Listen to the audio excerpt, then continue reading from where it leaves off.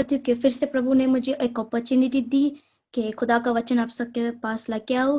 उससे पहले हम प्रार्थना करेंगे, खुदा के पास जाके हमारा दिल खोलेंगे और खुदा के पास जाके मदद मांगेंगे कि हम वो वचन जो खुदा ने दिए हैं वो अपने दिल में और दिमाग में और अपनी जिंदगी में वो यूज करें। चलो प्रार्थना करते साथ मिलकर। खुदा बाप तेरा धन्यवाद करती हूँ इस टाइम के लिए जो खुदा बाप तूने दिया है। प्रभु मैं धन्यवाद करती हूँ कि तूने मुझे आज चुना है कि मैं अब तेरे बच्चों को वचन सिखा सकूं प्रभु।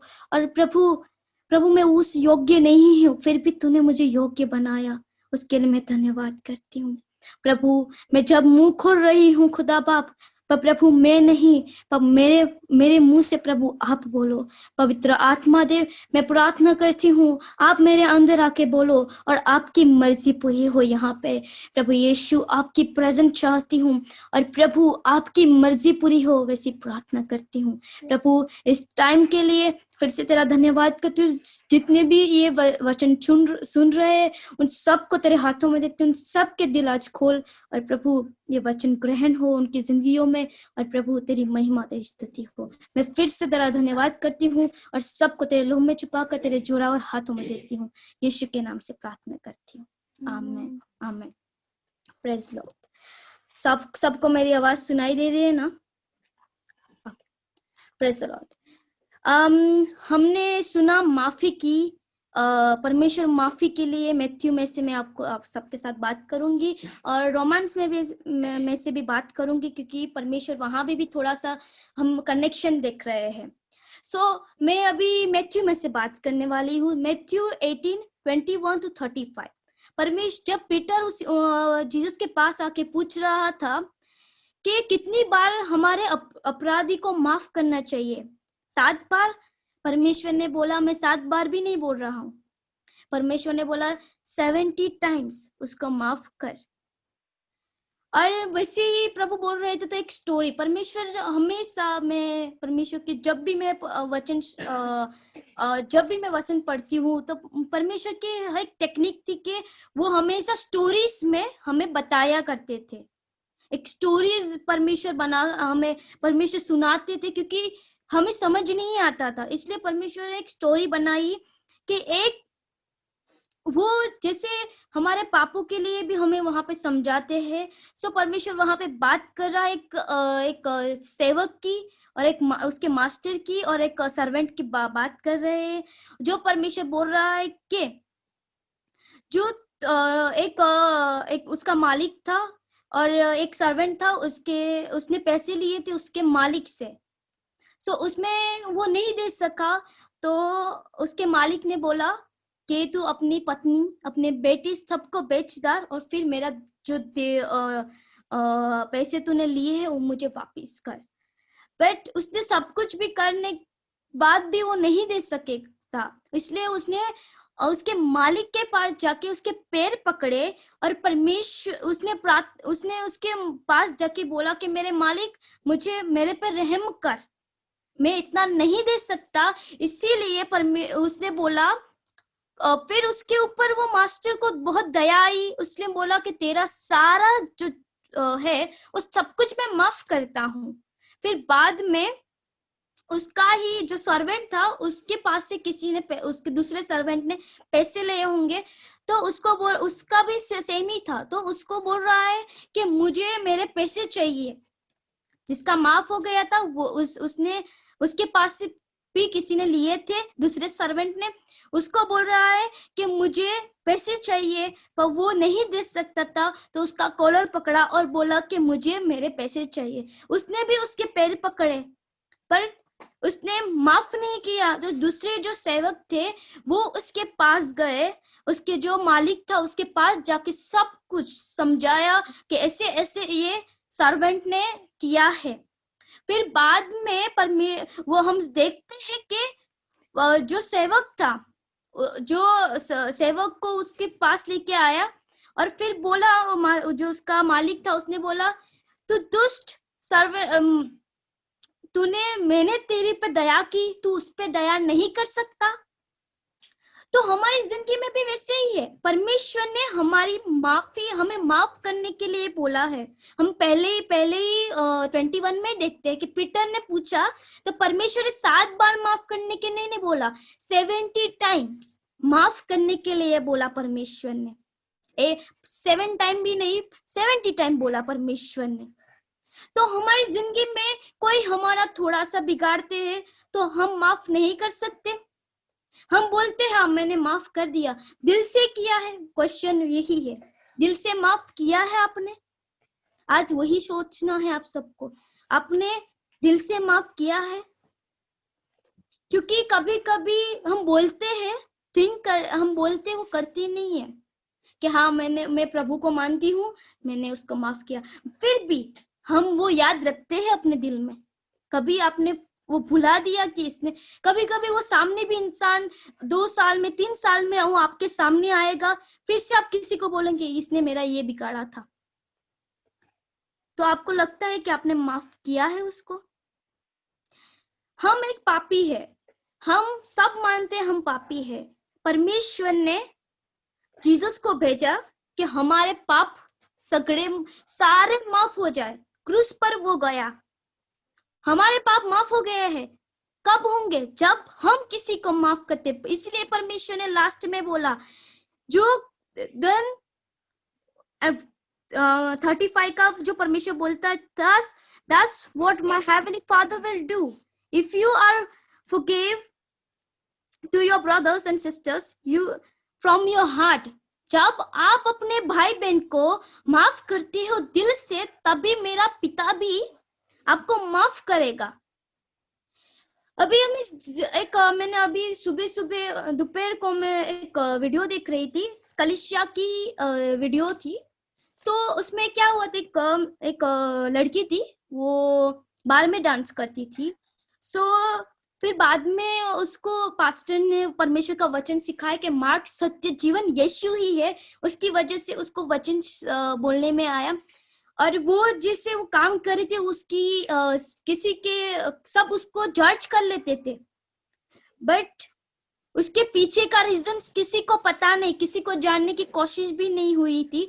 उस लड़की ने उस लड़की को बोला, सबने जब वो चर्च में गई तो सबने उसको ऐसे ट्रीट किया जैसे उसने बड़ा पाप किया है। तो वो भूल गए थे कि हम भी पापी हैं, हमें भी परमेश्वर ने माफी दी है, तो हमें भी वो माफ करना है। उस लड़की को किसी ने माफ नहीं किया। उस लड़की के पीछे बोलते रहे कि ये लड़की हमारे चर्च में आएगी तो हमारा चर्च बिगड़ जाएगा, हमारा चर्च का नाम, परमेश्वर का नाम सब बोलेंगे, परमेश्वर के ऊपर ब्लेम करेंगे, ऐसा सबने सोचा। बट परमेश्वर का वचन अपने जो पढ़ते हो तो जब जीसस के पास एक औरत आई थी, वो भी वो हम देखते हैं कि वो लड़की लाइक धंधे वाली थी, परमेश्वर के पास आई, उसने परमेश्वर के पास जाकर उसके पैरों में गिरी उसके आंसू से और उसके पैर धोए।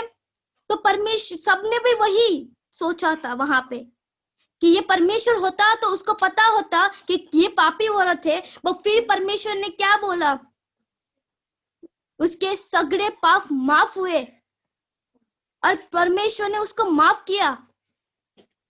तो हमारी जिंदगी, उस लड़की को किसी ने माफ नहीं किया, एंड में उसने सुसाइड किया।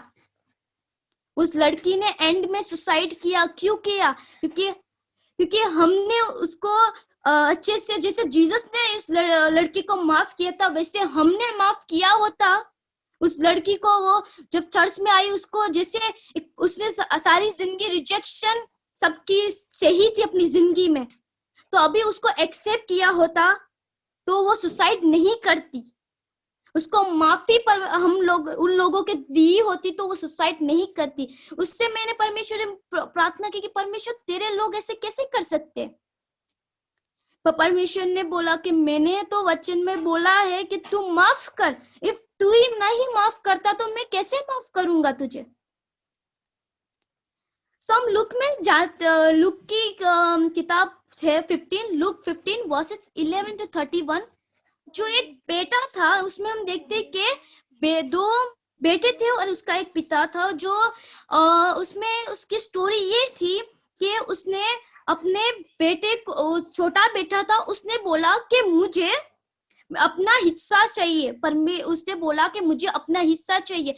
उसने परमेश्वर के जैसे उसके बाप ने उसको, जिससे उस बेटे ने बोला वैसे उसने बाप ने भी किया, सब कुछ उसको दे दिया, उसका हक का था वो। फिर बाद में हम उसके आगे देखते हैं उसने सब कुछ लॉस कर दिया था और वो ऐसी हालत में था कि वो दूसरों के खेतियों में काम करत, फिर भी उसके खाने के पैसे नहीं हो सकते थे। और फिर उसको रियलाइज हुआ कि मैंने कितनी बड़ी गलती की थी, मैंने कितनी बड़ी गलती की थी कि अपने बाप का घर छोड़ा और मैं इतनी प्रॉब्लम्स में हूँ।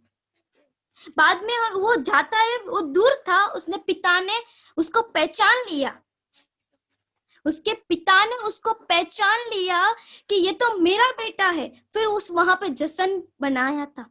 हम आगे की जब हम बिगिनिंग में देखते हैं आदम और ईव, जब उसने दोनों ने पाप नहीं किया था तब वो खुदा के साथ थे, तो उनके पास कोई ट्रस्ट ऐसा कुछ भी नहीं था, वो फ्री की जिंदगी जी रहे थे। पर जब से उन लोगों की जिंदगी में पाप आया, जब परमेश्वर से वो जुदा हो गए, उनके पाप आया जिंदगी में, उन्होंने गलतियां की, उसकी वजह से उनके जिंदगी में वो प्रॉब्लम्स आई। और फिर हम देखते हैं कि फिर परमेश्वर पे फिर भी उनके पे दया की थी, उसने उन लोग, परमेश्वर ने फिर भी माफ किया था। अब उन्होंने, परमेश्वर ने माफ किया था, इसलिए प्रभु यीशु को भेजा कि हमारे पाप माफ हो। तो हम अपने अपराधी को माफ क्यों नहीं करते दिल से? जब हम किसी को माफ करेंगे तभी हमें भी परमेश्वर माफी देता है। इसलिए परमेश्वर ने वचन में बोला है, जब परमेश्वर ने मैथ्यू 6 वर्सेस 14 to 15 में परमेश्वर ने क्या बोला कि जो तू अपने अपराधी को माफ करेगा तभी मैं तुझे माफ करूंगा। परमेश्वर ने कितनी बार ये वचन हमारी मैथ्यू में रेगुलर बोला है, हमेशा। जब हम मैथ्यू 7 में पढ़ते हैं तो परमेश्वर बोलता है कि तुम जो चाहते हो, जो पापी भी होता है वो अपने बच्चे को अच्छी अच्छी चीजें देना चाहता है, पर तो ये तो आपका स्वर्गीय पिता है, वो नहीं देगा आपको। बट उसके लिए भी परमेश्वर बोल रहा है कि तू अपने अपराधी को माफ कर, तभी तुझे परमेश्वर अपनी माफी देगा। Press God. हम बाद में देखते हैं Romans 14 versus 14, Romans 14 versus 10 to 12। अभी परमेश्वर वहां पे हम देखते हैं कि परमेश्वर बोल रहा, हमें समझा रहा है कि जब हम खुदा के सामने होंगे, जब हम खुदा के सामने होंगे तो हमारा पर्सनल अकाउंट होगा। जितने पाप किए, कितने लोगों को हमने माफी दी है, कितने लोगों को हमने परमेश्वर का वचन सुनाया है, वैसा अकाउंट होगा हमारा। जैसे हमने अभी मैथ्यू में पढ़ा, वहां पे भी परमेश्वर अकाउंट ही देख रहे, जो देखा हमने कि राजा ने, उसका जो मास्टर था, उसका मालिक था, उसके पास 100 उसने सर्वेंट ने लिए थे, कॉइन्स लिए थे। यहाँ पे भी अकाउंट की बात कर रहे हैं परमेश्वर। 10 में बात कर, so why do you condemn another believer, why do you look down another believer, remember we all stand before the judgment seat of God, for scripture says, all surely as I live and say the Lord, every king will be bound to me and every tongue will confess, give the praise to God. Yes, each of us will be giving the personal account to God. So it stop to condemning each others and decide instead to live such a way that you will be not catch another believer to stumble or fall. परमेश्वर क्या बोल रहा है इधर कि हम खुदा के सामने खड़े रहेंगे, वहां पे हम खुदा के सामने खड़े रहेंगे और हर एक का हिसाब हमें देना ही वहां पे। जैसे हम रोमांस में मैथ्यू में देख रहे थे कि उसको जो मालिक ने बोला उसके सर्वेंट को कि उसका सारा अकाउंट निकाल के मुझे दे, कितना है। तो यहाँ पे भी हमें देना है अपना पर्सनल अकाउंट कि किसको माफ किया, किसको नहीं, हमने क्या किया है परमेश्वर के लिए क्या किया, परमेश्वर के वचन जो हमें बोलने में आए हैं हमने किए हैं। माफी तो पहले परमेश्वर बोल रहा है कि माफी सबको दो, क्योंकि माफ करना परमेश्वर ने हमें सिखाया है। हम माफ नहीं करते तो हम परमेश्वर के वचनों पे नहीं चलते। अभी हमारी जिंदगियों में देखते हैं कि हमारे हस्बैंड वाइफ की प्रॉब्लम्स होती है, हमारे बच्चों की प्रॉब्लम, भाई बहन की प्रॉब्लम्स होती है, तो हम क्या करते हैं, माफ नहीं करते। हमेशा हस्बैंड वाइफ में प्रॉब्लम्स होती है तो वो एवरी टाइम रिपीट करते रहते हैं। जब भी झगड़ा होता है, वो आपने वो किया था, नहीं आपने वो किया था, वो हमेशा एक दूसरे के साथ बोलते हैं। माफ कब किया था आपने? आप बोल रहे कि मैंने माफ कर दिया, माफ कब किया था? क्वेश्चन ये है। माफ ऐसे माफी बोलने से नहीं, दिल से होती है, वही सच्ची माफी होती है। जो दिल से माफ करते हैं वही सच्ची माफी होती है। ऐसे बोलने से नहीं, बोलने से कुछ नहीं होता। विश्वास, इसलिए परमेश्वर कहता है विश्वास से प्रार्थना करो आपको मिलेगा। तो विश्वास से हम प्रार्थना करते तो मिलता है, तो दिल से हम, उसका मतलब कि दिल से प्रार्थना करते, विश्वास से करते, वैसे दिल से हम माफी किसी को देते हैं तो हमारी जिंदगी में भी माफी वो मिलती है परमेश्वर के साथ। अब हम किसी को माफी नहीं करे तो हम एक्सपेक्ट क्यों करें कि हमारा खुदा भी हमें माफ करने वाला है? नहीं होगा। हम हमारे भाई बहन के साथ झगड़ा करते और याद कराते, तूने उस दिन मेरे लिए मेरे पीछे ये बुरा किया था, और फ्रेंड्स को बोलते आपने मेरे लिए माफ और फिर हम परमेश्वर के वचन भी शेयर करने जाएंगे उन अनबिलीवर के साथ, फिर भी हमें वो क्वेश्चन आएगा, तू तो हमेशा उसके लिए बुरा बोलता है कि उसने मेरे लिए, आपने तो माफी, आप मुझे सिखा रहे कि माफी सबको माफ करना चाहिए, पर आप तो खुद नहीं करते माफ। हमें माफ करना है और परमेश्वर के वचनों पर चलना है, क्योंकि परमेश्वर ने क्रूस पर जाके हमें माफी दी और हमें अब दूसरों को माफ करना है। जिससे हम मैथ्यू में देख रहे हैं कि उसने फ्री उसको जाने दिया, परमेश्वर ने भी हमें फ्री में माफी दी है। उसने तो पे किया था हमारे पापों के लिए, उसने तो मार खाए थे, उसने तो लहू बहाया था। हमें ऐसा कुछ नहीं करना, क्योंकि उसने ऑलरेडी हमारे लिए सब कुछ कर दिया, हमारे पापों के माफी के लिए उसने कर दिया। हमें जस्ट फ्री में देना है, जैसे परमेश्वर का वचन कहता है मैंने जैसे तुझे फ्री में दिया है तू भी दे दूसरों को फ्री में। हम जैसे वो सर्वेंट ने किया वैसे नहीं, उसको फ्री में सब कुछ माफ हो गया। उसने उसका दूसरा जो था उसके साथ उसने माफी नहीं दी, इसलिए उसको जेल में जाना पड़ा और सब कुछ पे करना पड़ा। जैसे हम भी एंड में परमेश्वर के पास जाएंगे तो हमें भी परमेश्वर पूछेगा कि तूने किसको किसको माफ किया था। मैंने तो तुझे माफ करना सिखाया था, तूने माफ नहीं किया, इसलिए तेरे पाप भी माफ नहीं हुए थे।